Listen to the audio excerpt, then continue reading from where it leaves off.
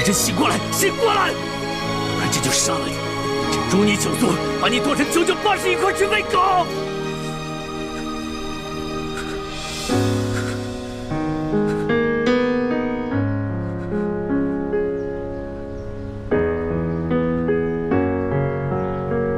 骗子！你这个骗子！你必须给朕醒过来，然后告诉朕为什么。 你骗就骗吧，装就装吧，这回你可真来真的了，啊！你要死也给朕死得远一点，别让朕看见你啊！我知道，你就是看朕好欺负，对吧？你觉得朕拿你没办法是不是？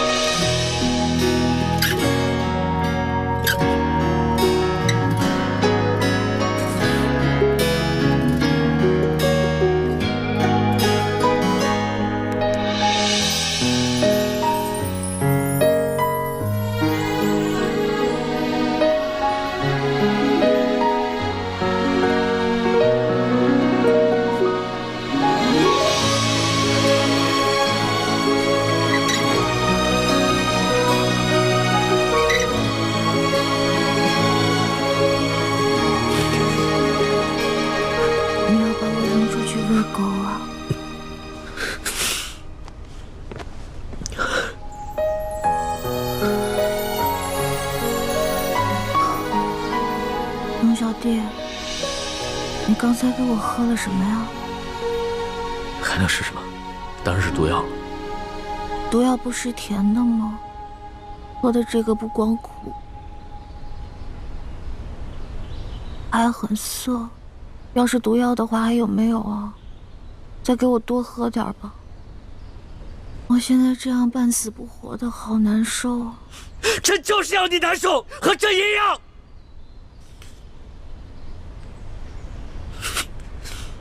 当初发誓说好的，有福同享，有难同当。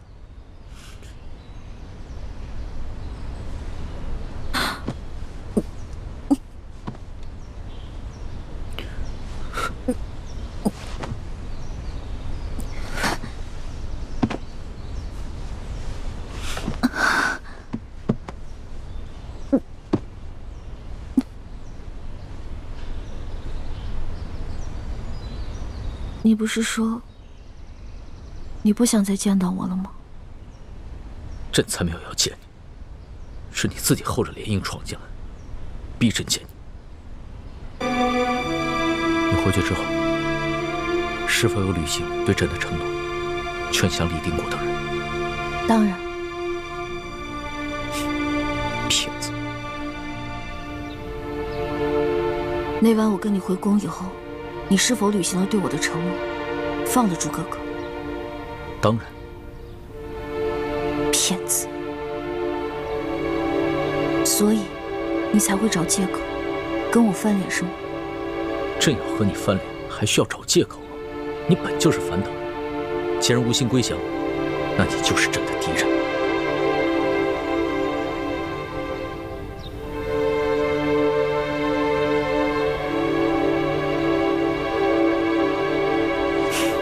既然你要自投罗网，那就永远不许离开。从今以后，你只能待在永乐斋，哪儿也不许去，除了朕，谁也不许见。那你不如把我的双腿砍掉，顺便在那链子把我给锁上，不就行了吗？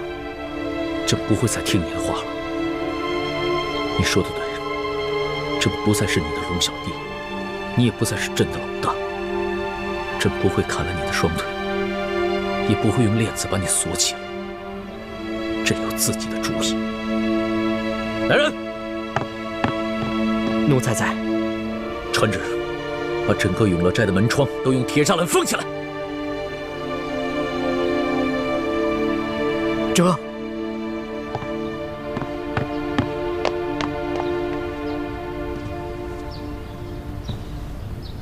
从今以后，在这个永乐斋，朕会每天给你送各式各样的好吃的，各式各样的华服。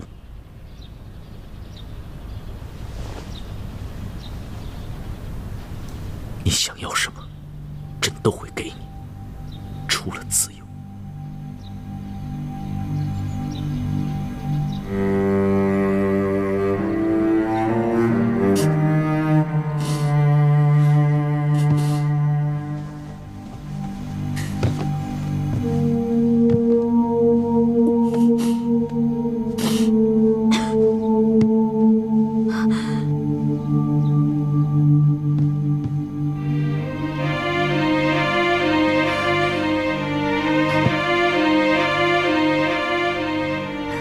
奴婢谢皇上恩典。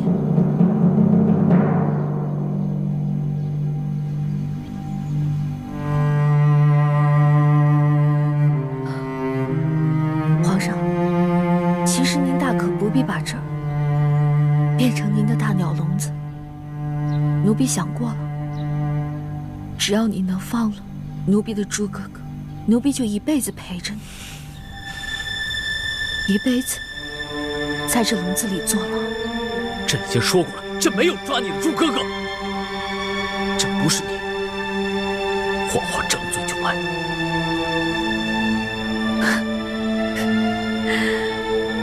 皇上不愧是95之尊啊，说起谎来脸色不改，都不眨眼的。从今天开始，我不会吃你给我的任何美食。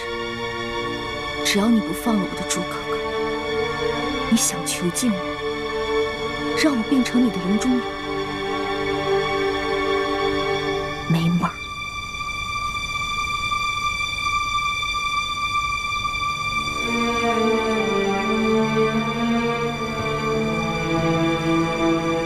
李焕，不要挑战朕的耐心。好，那我们就再赌一把，看谁能赢。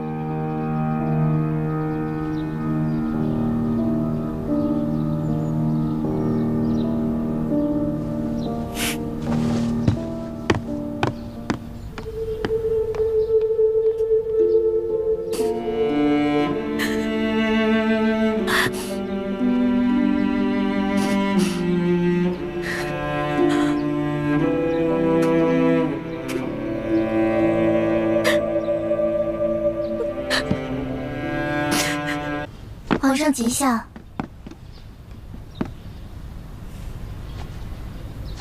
你们都退下吧。是。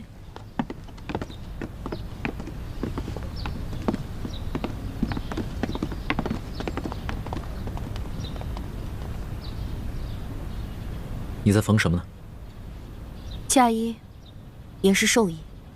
那日没能跟朱哥哥拜堂成礼，如果皇上肯恩准我穿着这身嫁衣，跟朱哥哥一起上刑场的话，那奴婢感激不尽。如果皇上不肯恩准的话，那奴婢只能穿着这身嫁衣，去黄泉路上跟朱哥哥相会，完成那日未完成的婚礼。你这是真跟朕犟上了。皇上贵为天子，可以为所欲为，乃至掌握了世间所有人的生杀大权。不过，皇上，您只能杀了我这个乱党，却不能阻止我这个乱党自杀。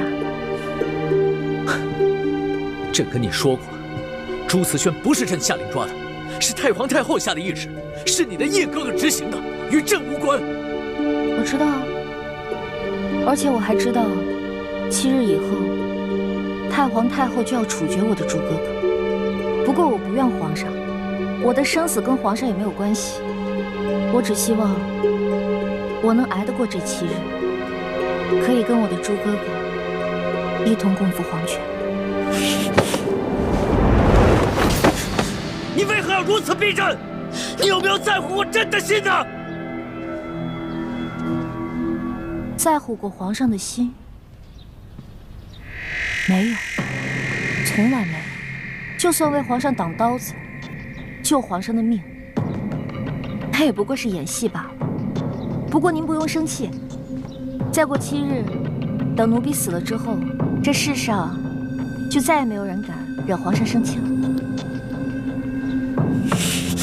离婚，朕恨你，朕恨不得一口一口生吃了你。你骗了朕大半年，朕放了你，你自愿随朕回宫，又自愿为朕去选降，朕信了你。可是你又骗了朕，是你先出尔反尔，现在你装出一副被朕辜负、伤心欲绝的样子给谁看呢？皇上，我都可以相信你没有抓我的朱哥哥，为何你不肯相信我？那日当时就在这个房间，我们说过的话你还记得吗？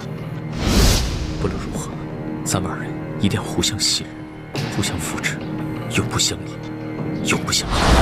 互相信任，互相扶持，永不相依，永不相害。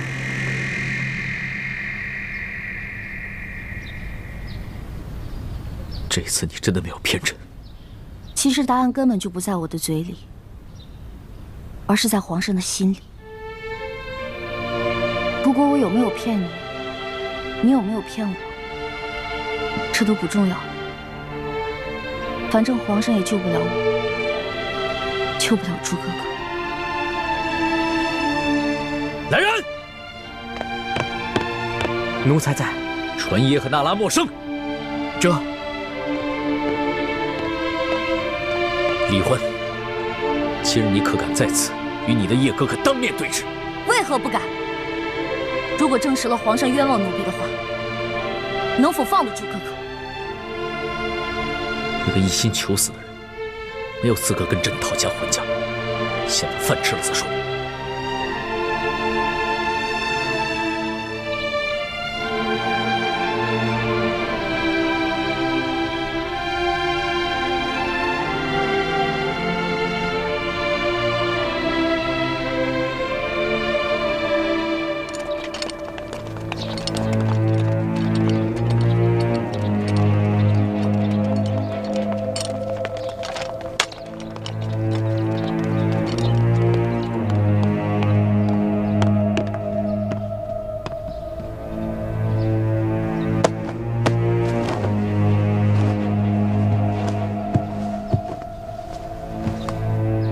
奴才叩见皇上。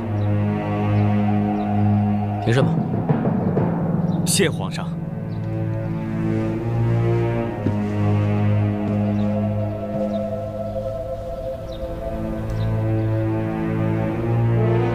朕身边之人，你可认得？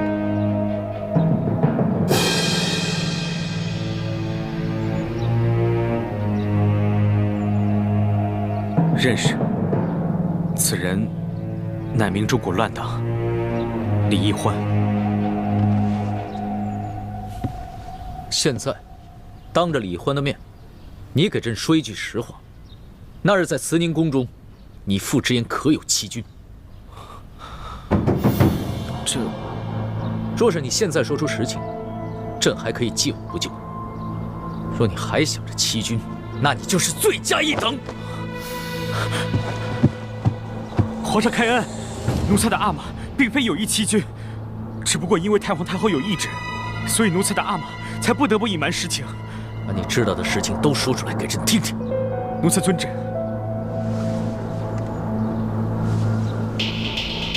那日，李易欢回到乱党蜗居点，找到了奴才，并且揭穿了奴才乃朝廷密探的身份。不过易欢说，他曾经承诺过皇上要劝降李定国等人，所以同我约定，暂时先不揭穿我。奴才的阿玛并不相信易欢，所以命奴才盯着李易欢和李定国的谈话，他自己好去寻找机会盗取铜匣。等奴才进入到山庄大厅以后，听到。爹，我们为什么非要光复大明啊？只要全天下的老百姓过上好日子，这个天下姓朱或者爱新觉罗又有什么区别？混账！你竟然说出如此大逆不道之言！爹，从小到大你都教育我，说大清朝廷是如何的残暴无道，朱明天下才是正统。只有让朱哥哥当上皇上，全天下的老百姓才有好日子过。但是在这大半年里，我跟康熙相处的大半年里，我看到的康熙，他心里不仅有朝廷，还有全天下老百姓和他们的疾苦。他励精图治，他是一个好皇帝啊！住口！靖王，靖王，不要！当时李定国十分愤怒，差点就要杀了一欢。至于后来奴才父子身份的暴露，其实也是因为樊篱根据过往之事加以推敲，与李一欢并无关系。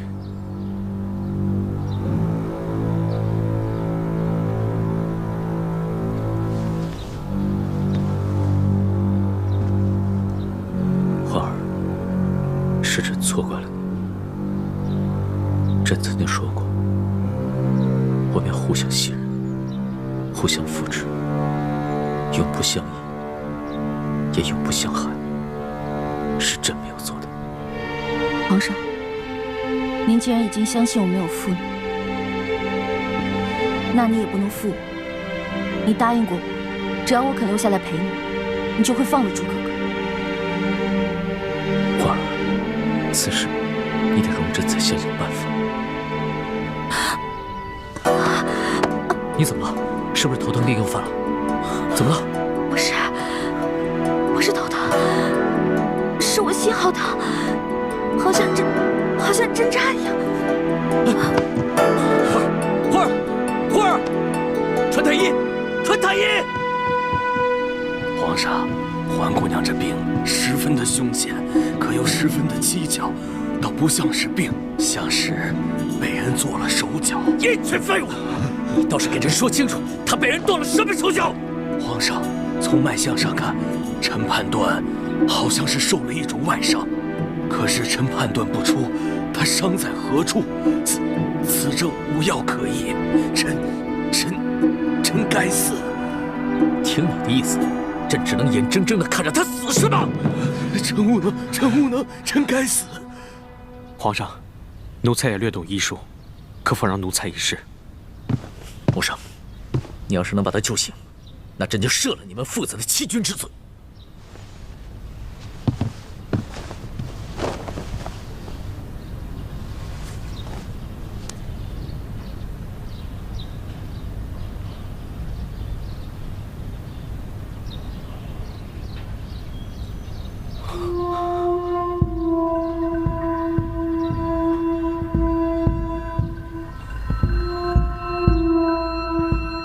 怎么样？有什么发现没有？但从脉象来看，确实是查不出伤在何处。不过方才奴才用内力顺着他的气血寻找了一圈，才发现了端倪。他伤在何处？回皇上，他是被人从胸前的膻中穴注入了一根比头发丝还细的银针。这枚银针顺着气血在他的体内游走，如果稍有不慎进入心脏或者大脑，恐怕他就会当场毙命。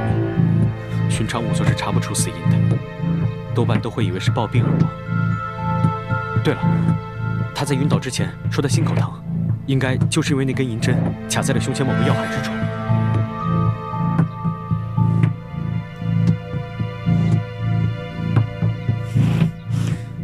那你有什么办法可以救他？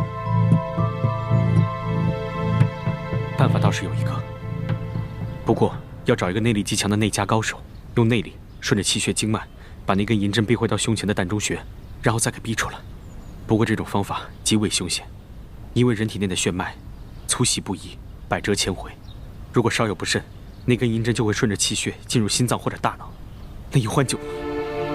而且这期间过程极为凶险。就算最后成功把银针逼出了，那施救者也很可能因为内力丧失过多，变成一个废人。皇上，这等内力高手十分罕见呐！既然是好不容易练出的内力，又岂肯耗给他人呢？重赏之下必有勇夫。皇上，你马上给我召集宫里所有的侍卫，挑选内家高手。皇上不可，一欢不是寻常女子，她自幼习武，多少也有些内力。这施救者还必须与她习的是同门的功夫，否则施救者的内力会与易欢的内力相排斥，情况恐怕会更加危险。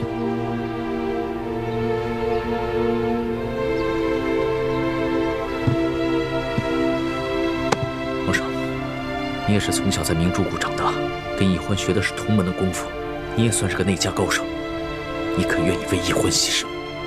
皇上，奴才的命都是你的，又怎会吝啬这些内力呢？只不过奴才虽自小跟易欢长大，习的也确实是同门功夫，但奴才私下里还习了阿玛祖传的家传内功，所以奴才的内功与易欢也并非完全同路。这么说，连你也没有办法了。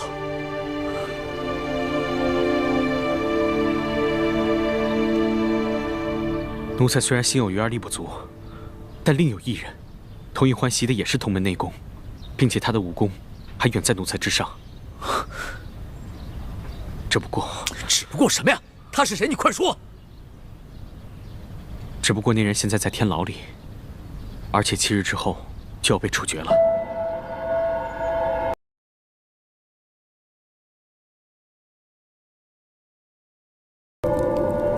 朱思轩，你的伤势怎么样了？多谢关心，已无大碍。你知道今日朕为何前来吗？如果你是来劝降的，那我劝你不必白费口舌了。如果你是来送我上路的，那我只有一句话，请你好好待易欢，因为他对你是真心的。如果有一天你对他的感情变了，也请你放他出宫，给他一条生路。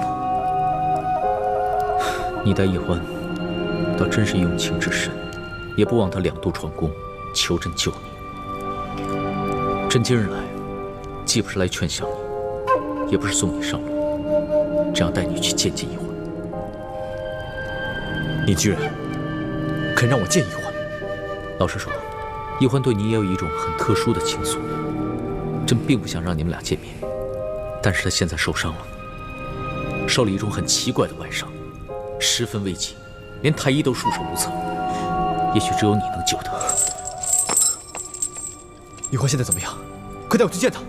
朕会带你去见他，但是有一件事你必须要明白：就算你救了易欢，朕也无法违抗太皇太后的旨意赦免你，你依旧要死。你以为我会用易欢的命谈条件吗？那你妹妹也太小看我和我对易欢的感情了。好，希望朕没有看错。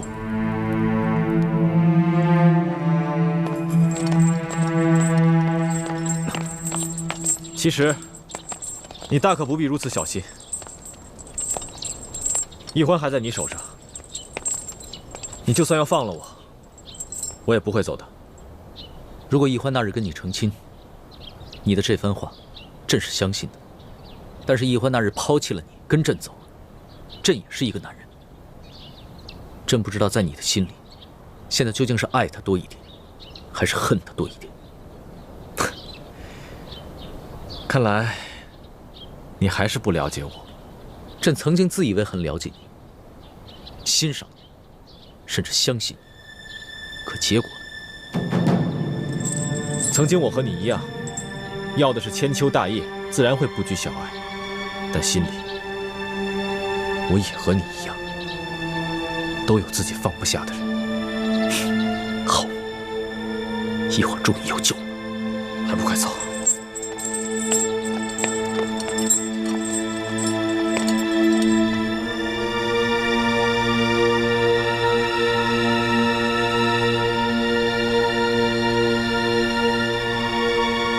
怎么样？你可有把握？若在以往，我有7成把握，可如今我重伤未愈，只剩下了5成。那有什么办法可以尽快治好你的伤？朕宫里的灵丹妙药随便你用。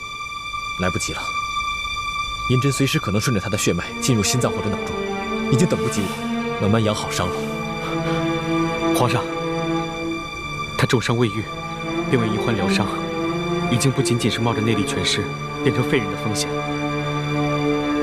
可谓是九死一生。朱思轩，你到底是救还是不救？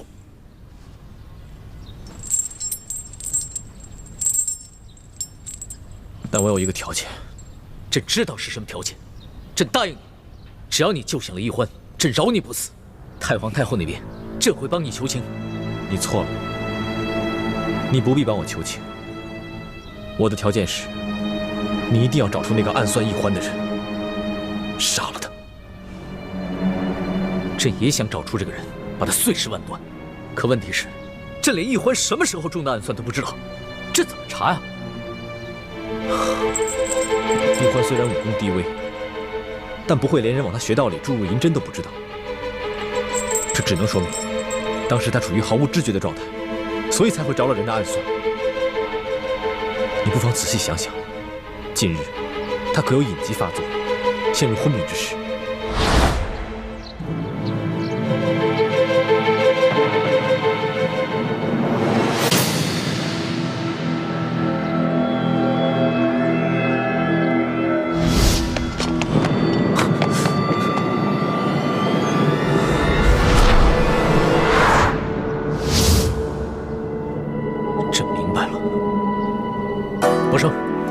把拿人易欢宠宫突发隐疾之后，把她嫁出去的那几个侍卫统统拿下。这，慢着，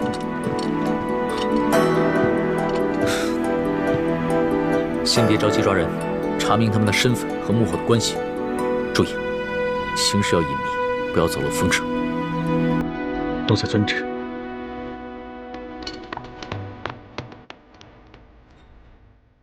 那些侍卫都是跟随已久的心腹。很清楚你对易欢的感情，在未获你的明旨之前，如何敢轻易暗算易欢？这只能说明他们是受人指使。朕明白，待朕查明真相，一定会给你一个交代，也为易欢免除这个后患。好，我相信你。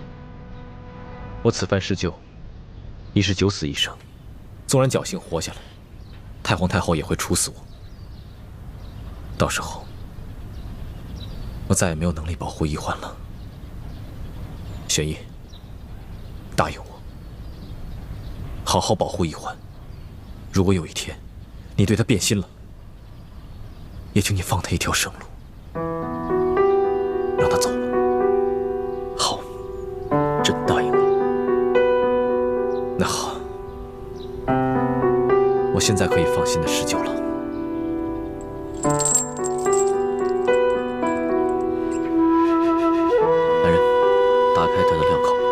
皇上，此人武功极高，若打开他的镣铐，恐怕会危及到皇上圣安，还是请皇上先行离开。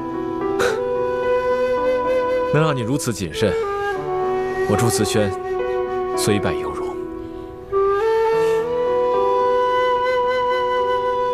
朕不受你的计较，朕相信自己的眼光，更相信你对易欢的感情。马上打开镣铐，不得有误。这。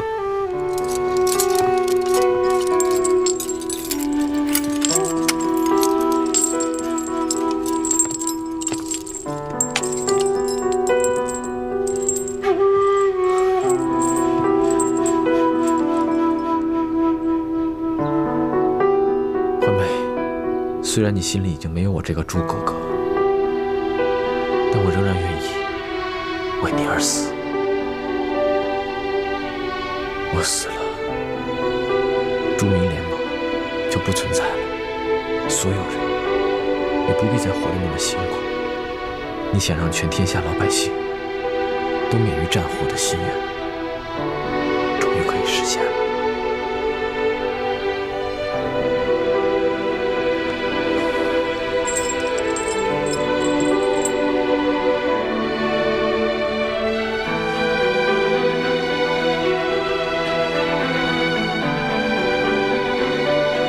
出去吧，不要妨碍我为他疗伤。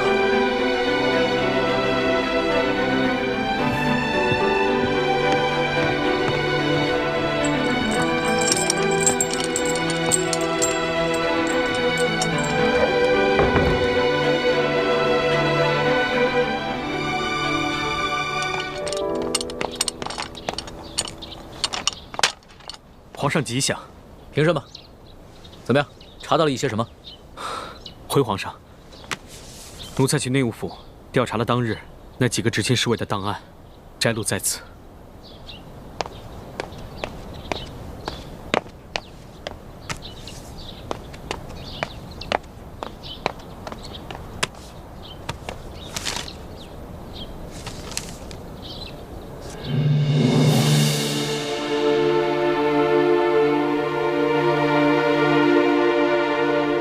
皇上，可有什么发现？朕心里有数了。此事暂且到此为止，谁也不许声张。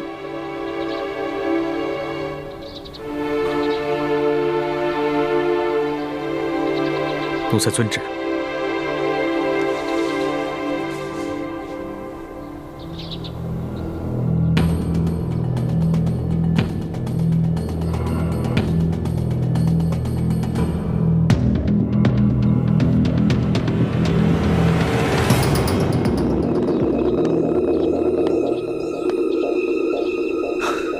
都1个时辰了，怎么还没有动静？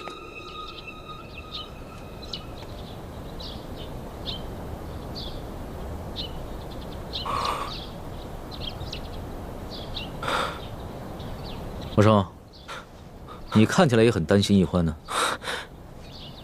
回皇上的话，奴才自幼在明珠谷生活，同朱慈轩、李奕欢这些反贼一同长大，多少是有些情谊的。但是这些情谊，跟奴才所背负的国家大义来说，根本不值一提。你懂得轻重，很好。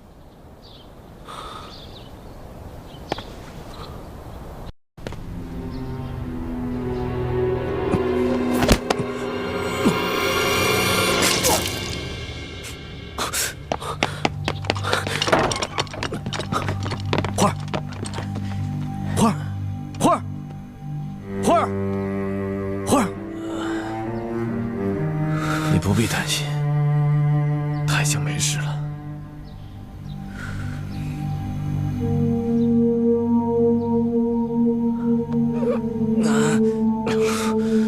这就是那罪证。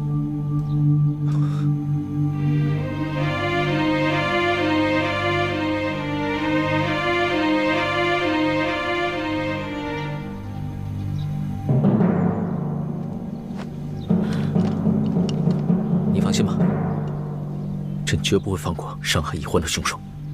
好，我放心了。玄烨，你不必再向太皇太后求情。反正我也和一个死人没什么区别了。我还有一件事求你。说吧，朕一定会帮你做的。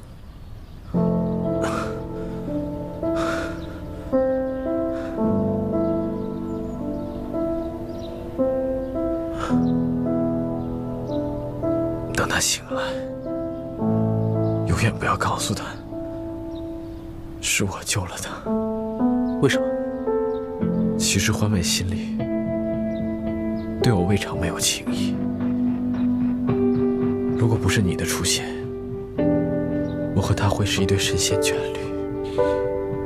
不过，既然他最终选择的人是你，我又何必让他难过，让他纠结？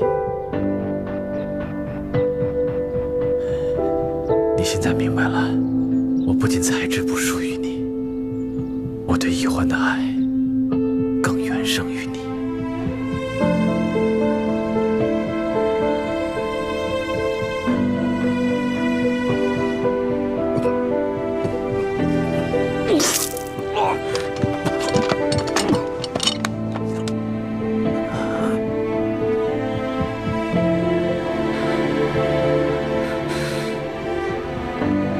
怎么样？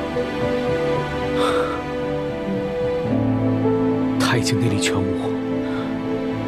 变成一个废人了。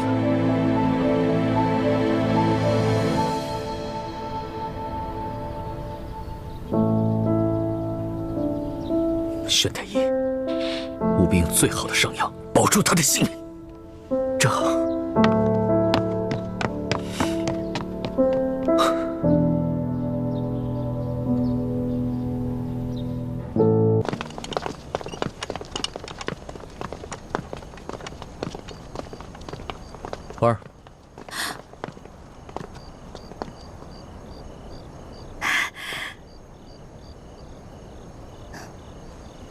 人你也亲眼见到了，也该放心了吧？龙小弟，能不能让我单独跟我的猪哥哥说几句话呀？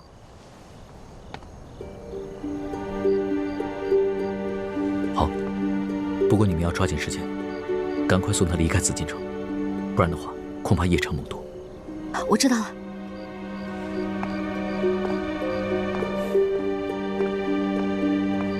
去吧。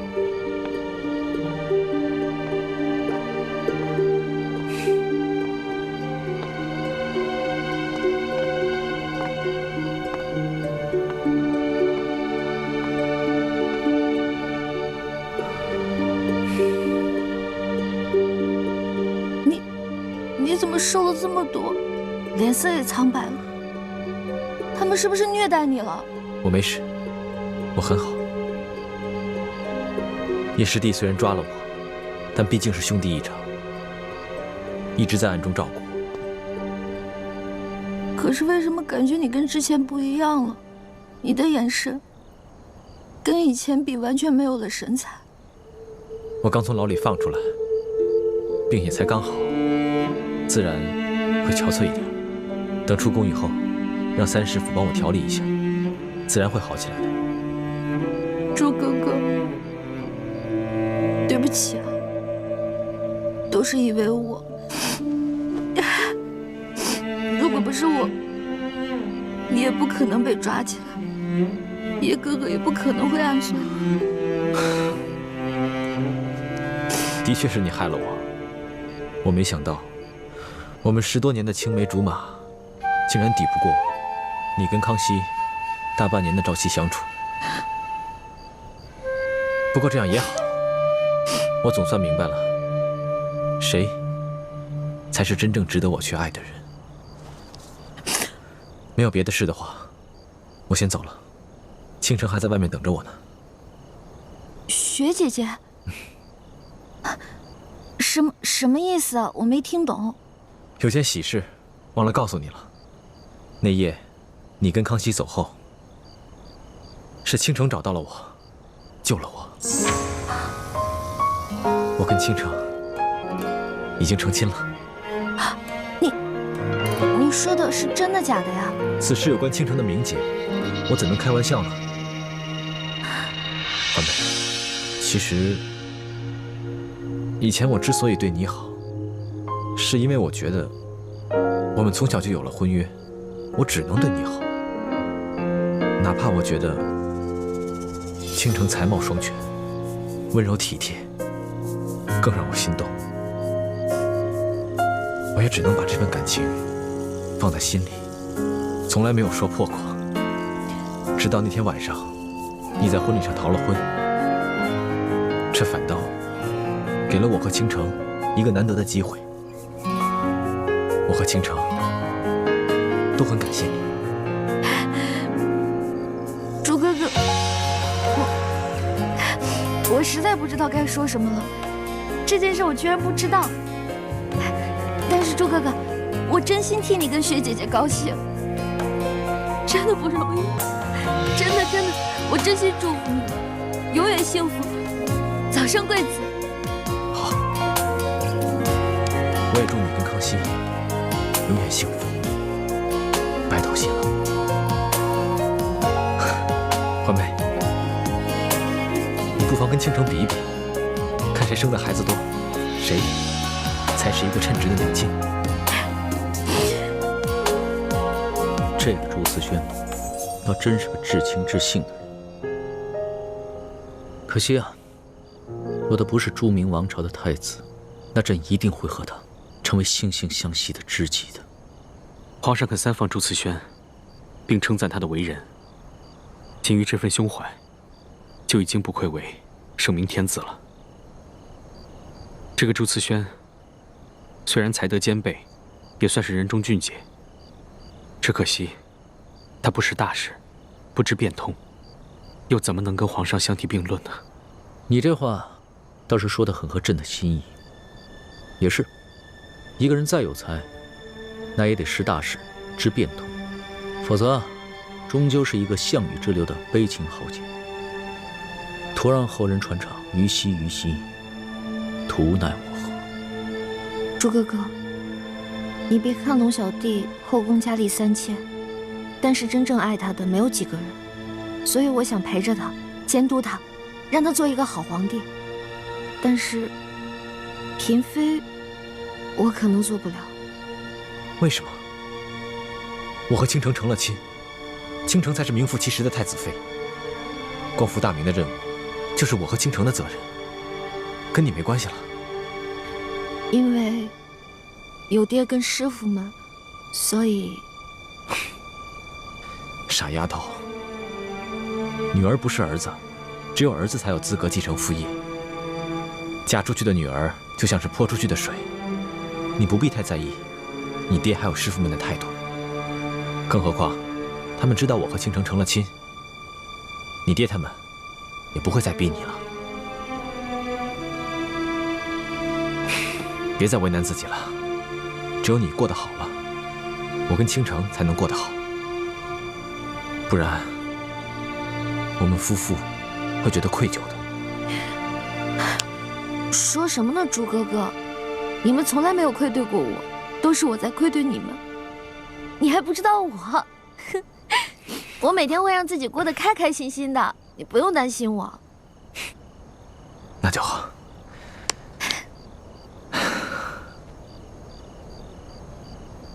那我们就此别过，各自珍重吧。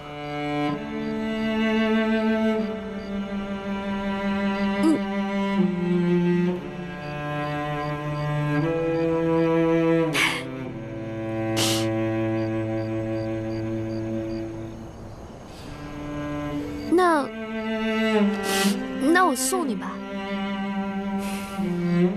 不用了，我走了。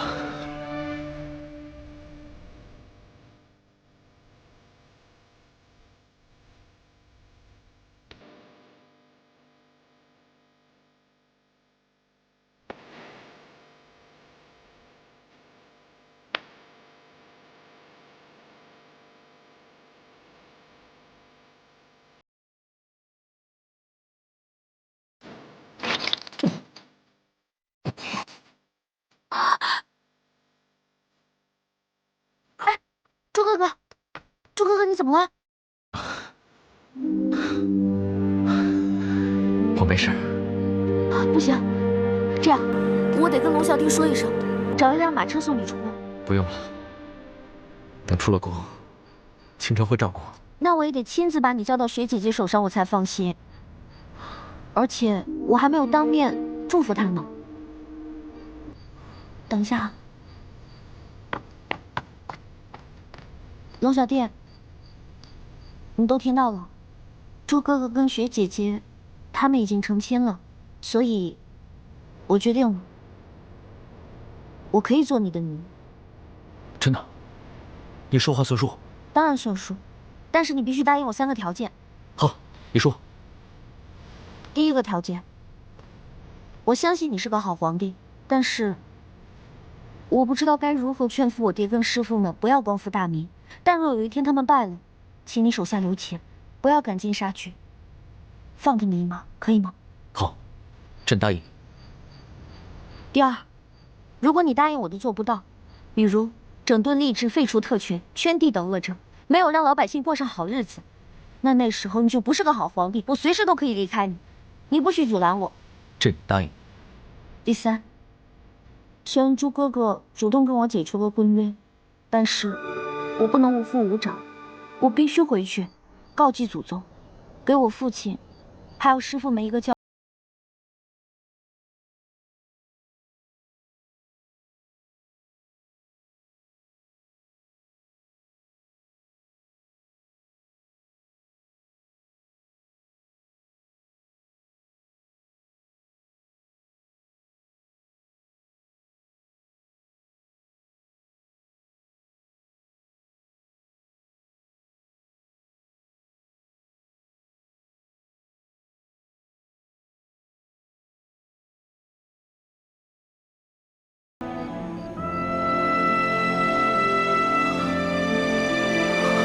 既然朱哥哥你都敢放，为什么不敢放我？已经决定赌了，何不赌一把大的？好，那朕就跟你赌一把大的。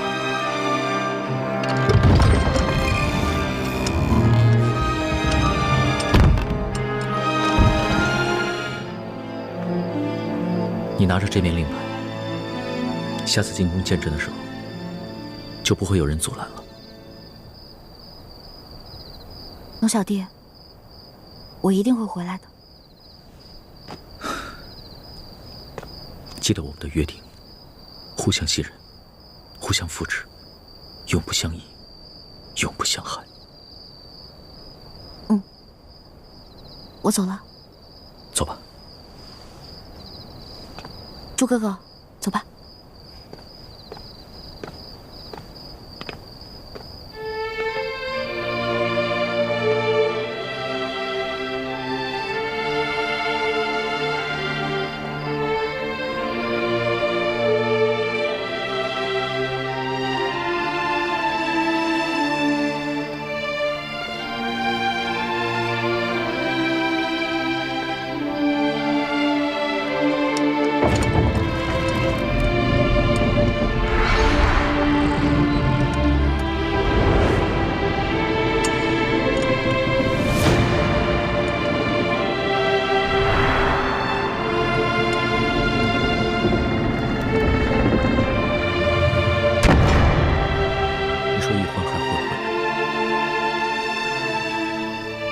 皇上，以奴才对奕欢的了解，他一定会回来的。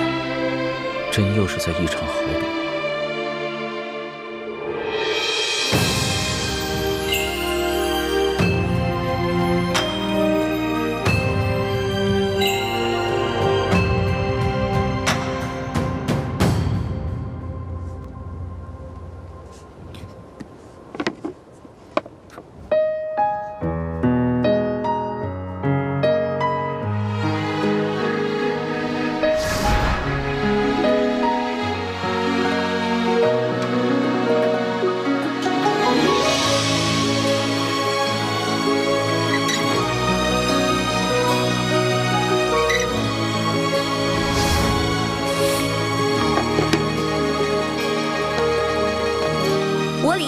我龙三，今日对着月亮起誓，结为异姓兄弟。从今往后，有福同享，有难同当，永不背弃。同甘共苦，同生共死。如有违誓，天打雷劈。爱已来，卷风沙，恨不过。龙小弟，你是一个好皇帝。倾国的星辰如马，望不穿雨中的他。这一生月光花，能否带他杀得心归家？愿做他掌上的明珠，献上我纯真的祝福。回忆中的路，开满花簇，绽放半世的光速。愿做他掌上的明珠，献上我纯真的祝福。回忆中的路，开满花簇，绽放半世的光速。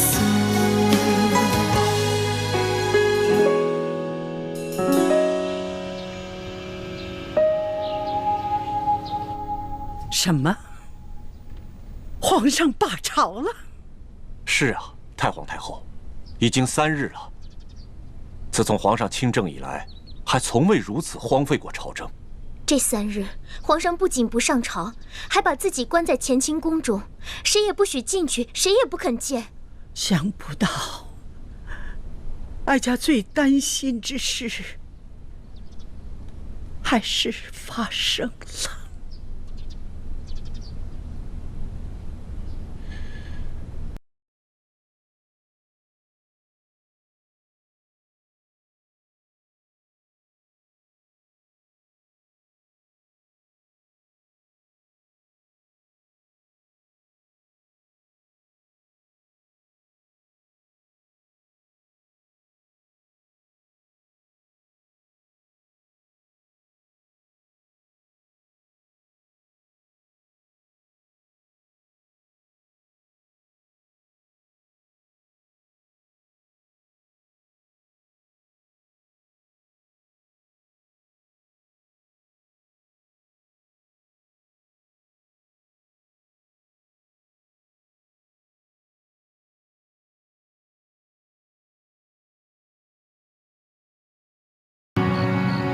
玄烨，咱们祖孙二人有3天没见了，你还好吗？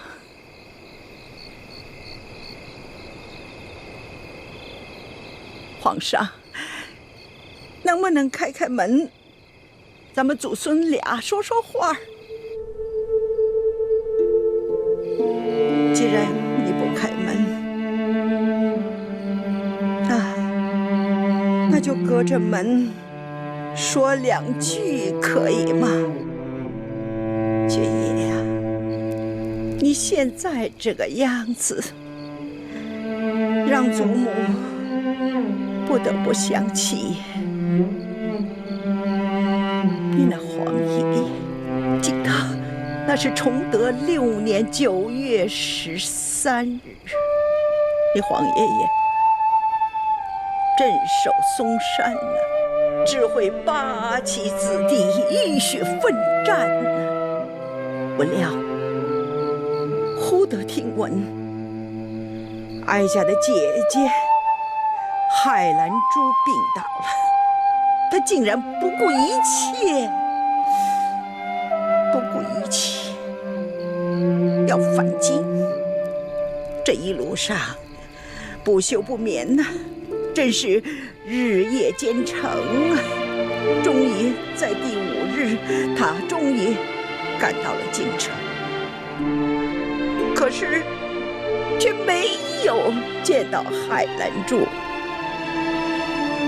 他心情大痛啊，又是不食不眠呐，昏迷不醒啊。虽然被太医救起，可是他言语混乱，形同疯癫。就这样，不久抛下了祖母和你那可怜的6岁的阿妈一走了之。你听得明白？玄烨呀，那还是大清出兵的时候，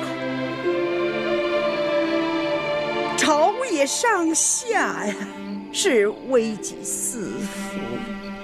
祖母啊，为了你的皇阿玛，为了大清朝，我耗尽了我的全力，好不容易把你的皇阿玛养大成人，又扶上了龙椅，可是他又像你的皇爷爷，为了一个董鄂妃，一言难尽呐。祖母说不下去了，他仅仅24岁呀，又抛下了祖母和不到8岁的你一走了之。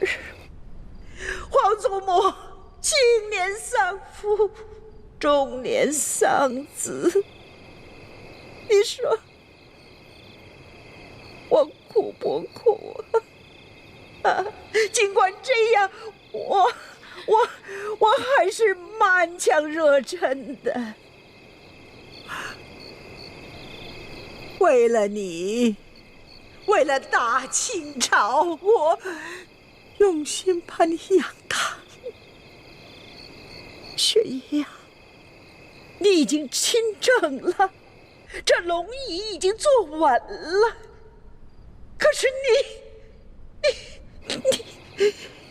为什么还要步他们的后尘呢？皇祖母知道，爱新觉罗家族的男人们是有情有义，可是太痴情了。你要知道，你是一国之君呐，你要为你的臣民，为了你的大清朝去着想啊，皇上。你如今连个子嗣都没有，难道从今往后，我们祖孙两个，让后人去唾骂我们作为千秋罪人呐！皇上，请开门吧，皇上，皇上，宣爷。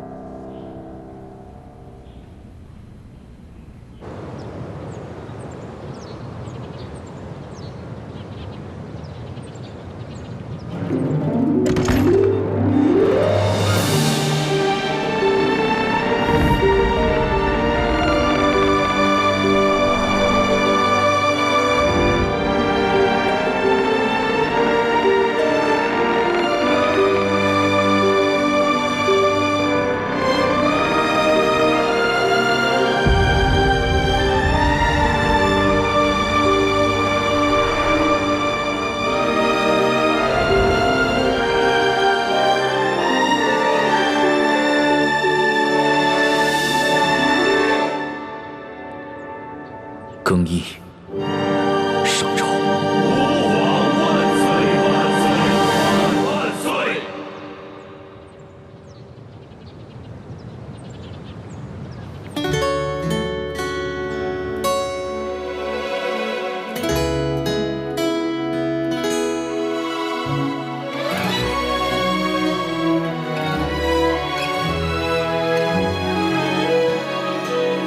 春秋两岸，时光催尽方可叹。一生的愿，将心留于人世间。手握乾坤，仙风女子在云端。花开之间，留蝴蝶掌心清泉。天与地开在眉间，弹千秋，万世怀言，书几许情愁。望